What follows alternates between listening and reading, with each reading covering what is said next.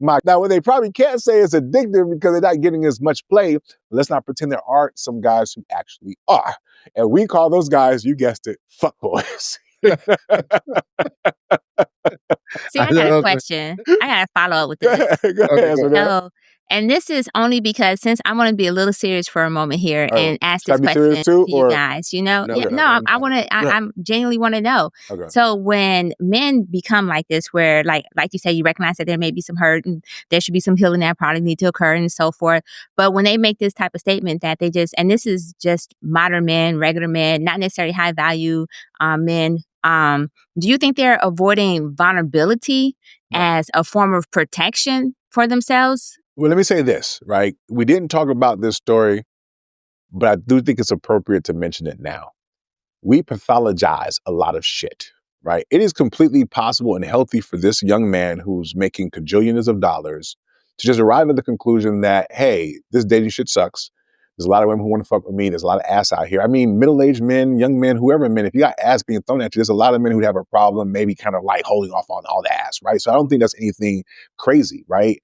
He talks about liking his peace, which speaks to me as someone who understands what his peace looks like, right? And then also understand how it can be disturbed when you're talking about the emotional strings that come with women who are needy or from people in general. It doesn't even have to be women, right? He's talking about dating. It can just be from people in general, because anytime people feel like they have an emotional claw into you, they feel entitled or whatever, you got to deal with that shit. So I just think that his approach, there's nothing that I've seen his approach and intimacy, I'd rather pay for the experience. These are all logical conclusions that I think a healthy young man who's in a peak of his career or towards the downside of the peak of his career to make. And I just feel like just because he has that perception doesn't mean, first of all, I did not say that he has to heal. Maybe I did. I do think that people may have to. I don't think this is necessarily... So that would, you called him a fuckboy. So that would imply that he needs some healing. No, that's no. Let's not do that. Maybe he's a fuckboy. Even if I say he's a fuckboy, I don't. Okay. I think you can be a healthy fuckboy.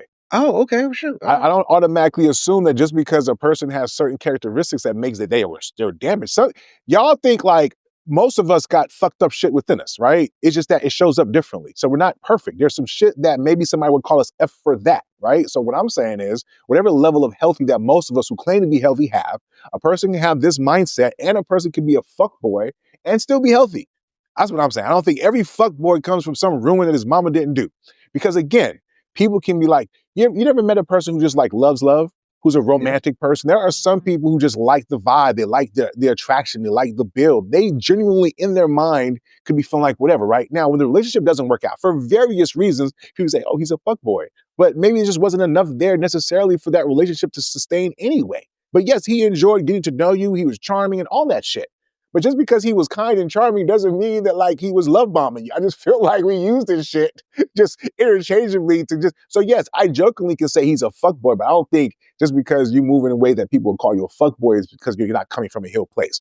I'm saying everything he says right now makes complete sense. And I'm not surprised. I'm surprised that it's not even more crazier because most of us can't imagine that type of access, that type of tension, right? So I think for the average person who is out here popping, then yeah, I can see them saying the same thing.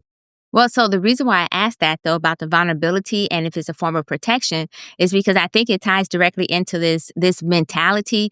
I'm talking outside of KD, who can afford this type of mentality, but for a regular Joe Smo, so to speak, seems to be contributing to the whole male loneliness epidemic that they keep talking about. And so I'm curious in regards to, will this continue have long-term effects towards this male loneliness epidemic that people are constantly saying men are suffering from right now?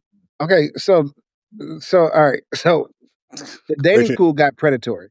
Okay, it got predatory, and men decided they wanted to opt out when dates became just as expensive or more expensive than escorts, and dates could also fly back and be issues of consent when escorts would not. So I think people made some logical choices about risk aversion and their economics. And they said, you know what? Because I was on a trip with a guy. I went on a guy's trip, and the guy ended up being my roommate.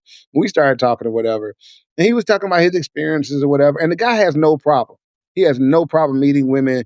I've seen him in action. But the dude was like, look, man, I ain't going to hold you. He was like, honestly, going somewhere and just, you know what I'm saying, shelling out my dough, having my moment, whatever, is so much simpler in some ways. And I understood what he was saying. Because you can spend out that same amount of dough and be in a relationship or just be dating, and then find out the chick means you no good, and find out you've wasted all this money and the sex was even bad. At least you're getting professional. You know what I'm saying? I'm just So you saying. don't think there's going to be an uptick in the male loneliness epidemic if people continue to have this mindset? That's all I'm just asking. No, because men Okay. won't be lonely. They'll be going to pay for company. And then you know what will happen? The people who aren't professionals will up their game and lower their prices. Even though women are opting out at the same time. I think we're conflating stuff. That's why I was trying to sneak in there. Right. S&M. I Okay, go hear what ahead. you, Go ahead. I hear what you're saying, but I think you're conflating things, right? You're talking about guys who are high functioning, high performing. Those guys, they're going to always be able to get women. When I hear y'all talk about this whole male loneliness, I feel like y'all pull out incels as like some type of boogeyman to caution men, which is fair, right? Because we'll pull out Sexy Red maybe to caution y'all. So I get it, right? Or the In cat terms woman. of, but the fact of the matter is, I do think that there's a completely different things. Guys are, first of all, I don't even think the majority of guys are opting out. What the fuck are y'all talking about with some of this conversation? I do think there are some guys, don't get me wrong. I just don't think a majority of guys are opting out. Guys, if you meet somebody you stumble on, went to a barbecue through a friend or whatever, people find ways to find each other all the time. I can't tell you how often I walk around or drive around and I see two people who are just ugly as shit, or like, why do they even exist? And they're together in love. And it's like, get the fuck out of here. They met each other and they found it. So what the fuck are we talking about here, y'all? Like they were two homeless people under the same bridge and they were able to somehow strike up a conversation and be able to be in each other's lives. Y'all are out here wilding, right? So yes, maybe people are opting out of certain types of relationships. And I feel like y'all kind of are still missing it. I think he is still having probably full relationships with people, right? But maybe to your point, S&M, as far as the protection, that's what I actually want to speak on.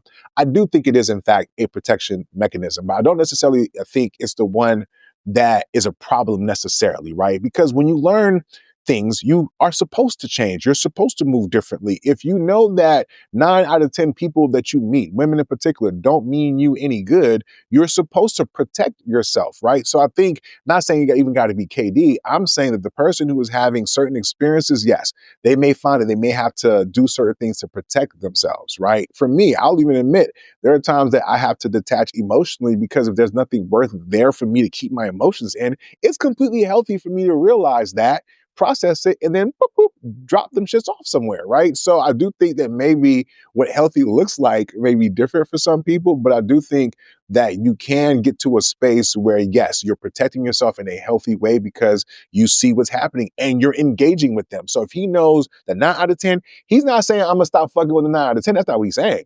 No. What he is saying is that he's going to do it in a certain way that protects his peace, right? And he's going to make sure that he's not kind of timing himself up emotionally, right? And he just rather pay for the experience. This sounds like a guy who's going on dates, who's going on trips, who's having the time of his life. And I'm saying, even you don't even have to be rich. Because guess what? For regular people, the experience might be the restaurant down the street. It might be putt-putt golf. Right? So when we try to make it seem like there aren't regular guys out there who have the same mentality, I'll pay for the experience. They're not outright paying for pussy. That's prostitution. If you take them on 3 or 4 dates and you end up getting some, all's well that ends well, right? You know what I'm saying? And guess what he did to get there? He paid for the experience. What he wasn't doing, though, was investing in a relationship. You can have two guys, and I'll land with this. You can have two guys who go about 4 dates. They both went to the same restaurant, same guys, same girls, right?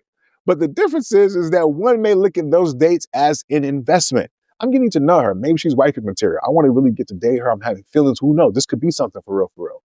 The other guy may be like, this was my budget. You know, after 3 or 4 days, if I ain't fucking, ripcord, you know what I'm saying? It's what I'm willing to spend, right? Both guys can show up the same way, and Shorty will never know. Which is why in the last episode I said to myself, at least not initially, I could empathize with women dealing with fuckboys. Call back.